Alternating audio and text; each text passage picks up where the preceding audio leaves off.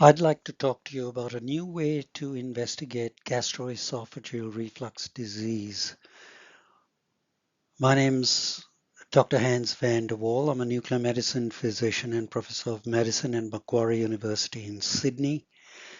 And I'd like to introduce you to an unusual way to actually directly visualize the effects of gastroesophageal reflux disease, both in the esophagus and in all the other areas in the head, neck, and lungs that this disease can involve. It is often considered the hidden cause of a number of what would appear to be disparate symptoms.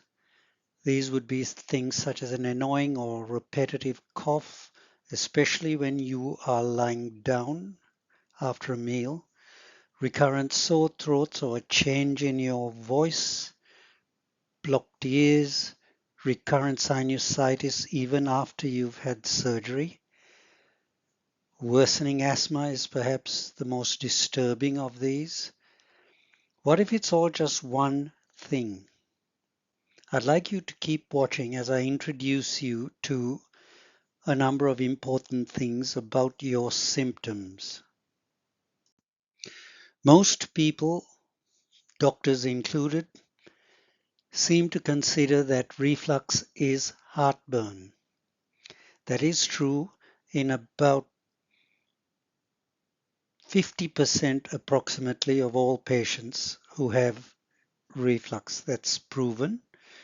Unfortunately, depending on which study you look at, approximately 40 to 60% of patients or people will not have heartburn. Instead, they get a number of other complicated symptoms, which mean that they get sent to different specialists depending on what the dominant symptom they complain of. The main symptom groups that reflux involves is chronic cough or an annoying cough, throat clearing, a hoarse voice, sore throat, blocked ear, recurrent sinusitis, a postnasal drip, or atypical asthma, which can be quite alarming sometimes. These symptoms are termed extraesophageal reflux. There is a test that actually demonstrates reflux in unusual sites, which correlates perfectly with the symptoms that you experience. And this is a test using nuclear medicine with a low radiation exposure. It's non-invasive, you don't need needles, it doesn't cause any discomfort. Reflux scintigraphy, as we call it, is a safe, non-invasive scan that can directly visualize where reflux is going, your throat, sinuses, ears, and lungs. You can ask your GP about reflux scintigraphy. You should mention all your symptoms, and please do not accept the classic explanation that you're experiencing stress, because there is invariably silent reflux, as they call it, because you haven't got heartburn, and that can do a significant degree of damage to your throat, to your sinuses, and to your lungs, amongst other places. So what are the principal diagnostic techniques for assessing reflux disease? Firstly, the history is critical, and you can have a look at the slide I'm about to show you following this, which discusses the reflux symptom index, or RSI, which can isolate reflux as causing a lot of the symptoms I've just discussed with you. Diagnostic techniques include endoscopy, which interrogates the esophagus and stomach only. Unfortunately, it will pick up disease in less than 30% of people who have significant injury to the lower esophagus, and that is increasingly rare because of the use of powerful drugs such as the proton pump inhibitors. The third test is a bit more invasive and is 24-hour pH, impedance, and manometry. Now, this involves the placement of tubes into your stomach through your nose, and you carry a device that records both the pH of the fluid that's coming up from your stomach and the changes it causes in the liquid that's coming up into your esophagus. It also measures the pressures in your stomach, in your lower esophageal sphincter, and throughout the esophagus. Again, this reliably interrogates your esophagus only, but is invasive. The technique that we do is a novel scintigraphic reflux technique, which looks at both the stomach and esophagus, as well as the extra esophageal areas such as the head, the neck, sinuses, and lungs, and it demonstrates reflux at these sites directly. And later on, I will show you some examples of this. The reflux symptom index is a very valuable clinical tool for defining the presence of reflux, especially in the extraesophageal sites. That's why it was designed. Of the 9 items, heartburn is just one.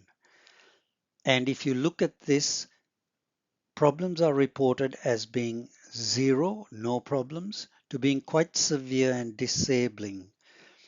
And in the total of 9 items, you can have a total score of 45, of which heartburn accounts for just 5 points.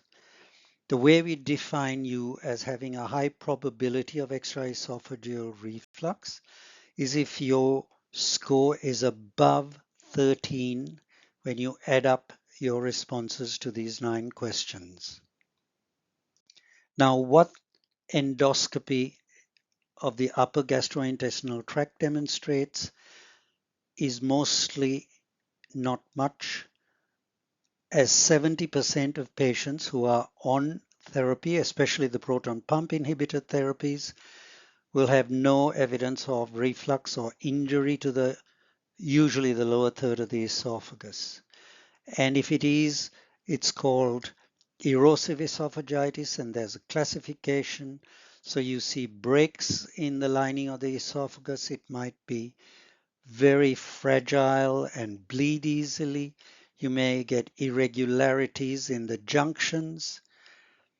The clinical role is usually a first line of investigation, particularly if you've got other symptoms that are more worrying of something nasty like a adenocarcinoma, and it is more a structural diagnostic technique which gives you an answer in approximately 30% of patients with gastroesophageal reflux disease. Now, pH and impedance monitoring and manometry are considered the reference standard for the diagnosis of reflux disease. So what is done is tubes are placed through your nose into your stomach, which the electrodes which cross the lower esophageal sphincter.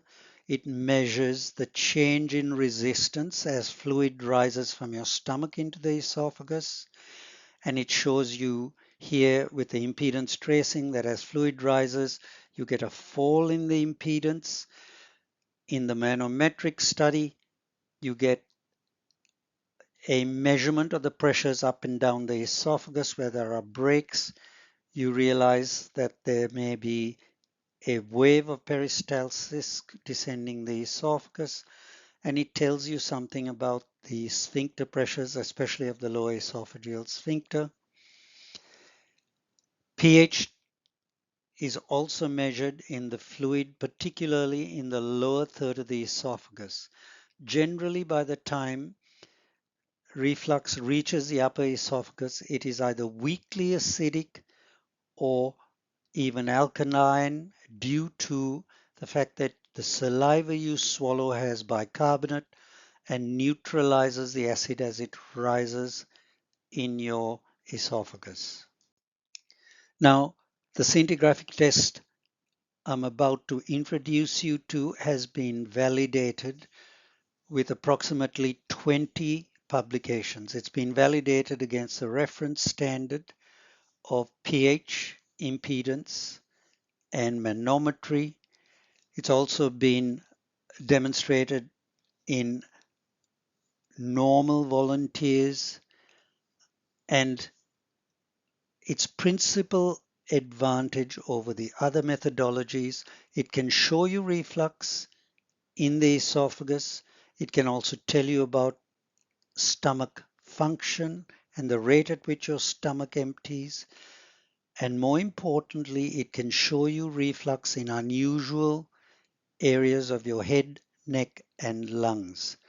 Now, the test has two parts. Preparation for the scintigraphic study requires a number of things. You need to fast for 4 hours. Continue to take your normal anti-reflux therapy, except for Gaviscon, which should be stopped. But you may take your other anti-reflux therapies up to 4 hours before the study. When you arrive, we will ask you to swallow 50 ml of water with a technetium compound in it. We will then place you in front of the gamma camera, which detects the radioactivity, for a 2-minute upright study and a 30-minute supine study where you lie down and the camera lies over you and collects the counts from your stomach, esophagus, head and neck.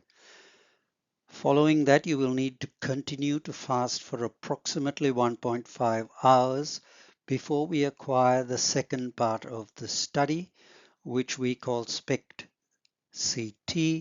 Basically, it's where the camera goes around you and collects images from 360 degrees.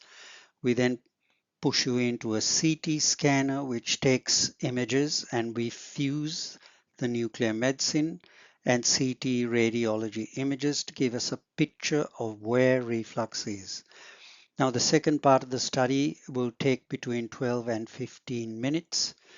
The total radiation dose for the two phases is approximately 2 millisieverts, which is approximately a trip by a jet aircraft between London and Sydney and return.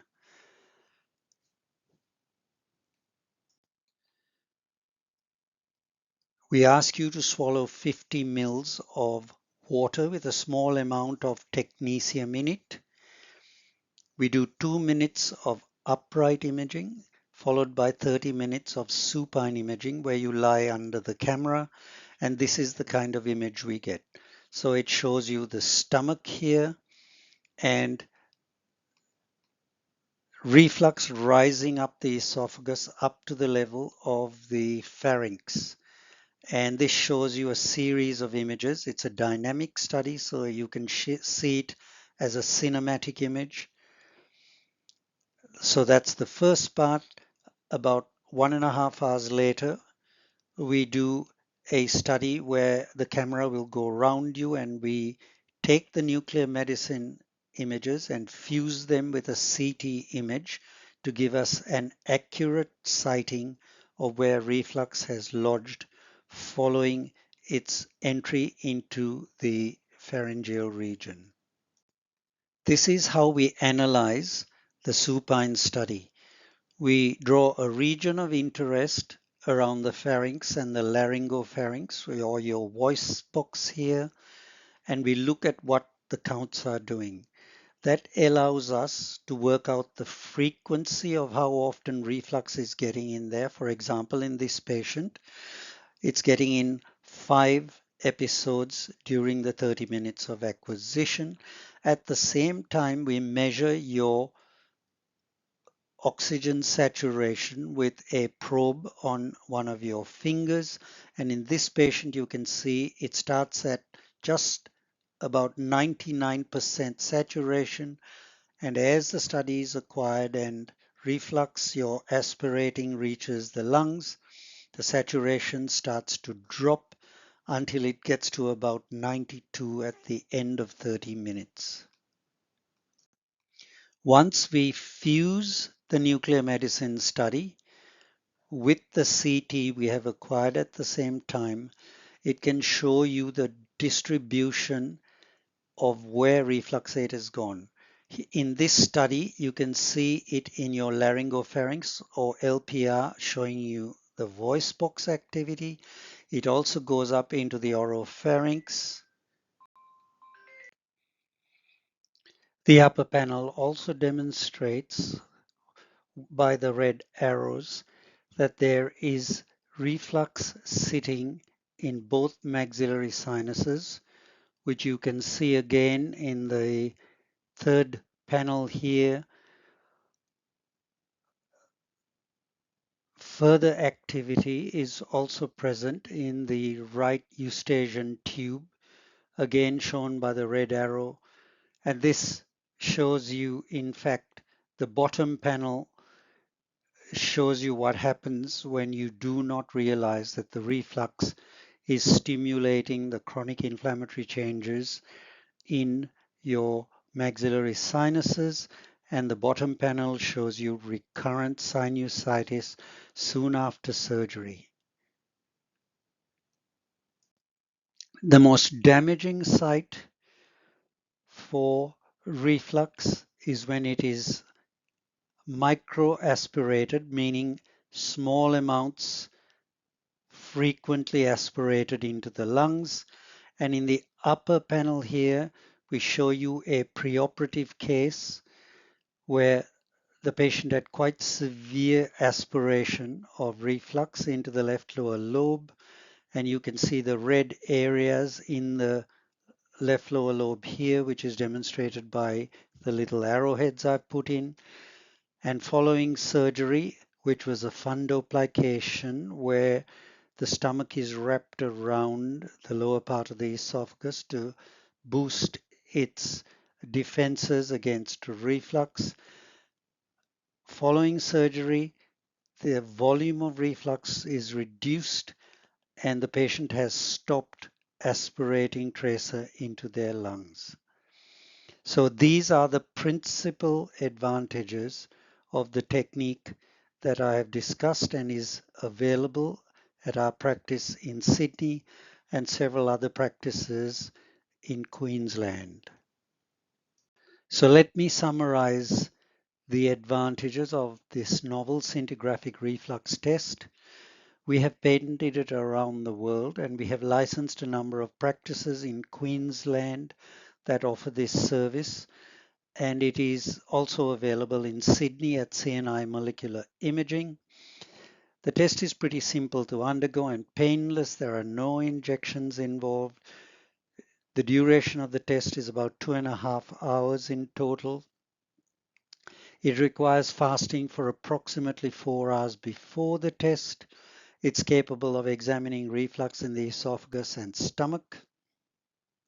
It assesses stomach function in the first phase, and in the later phase, which we have called SPECT-CT, where the camera goes around you in about 12 minutes, this study looks for reflux in the head, neck, and lungs, and a report is issued with some of the analytic stuff I've shown you, and also about the SPECT-CT findings in the head, neck, and lungs.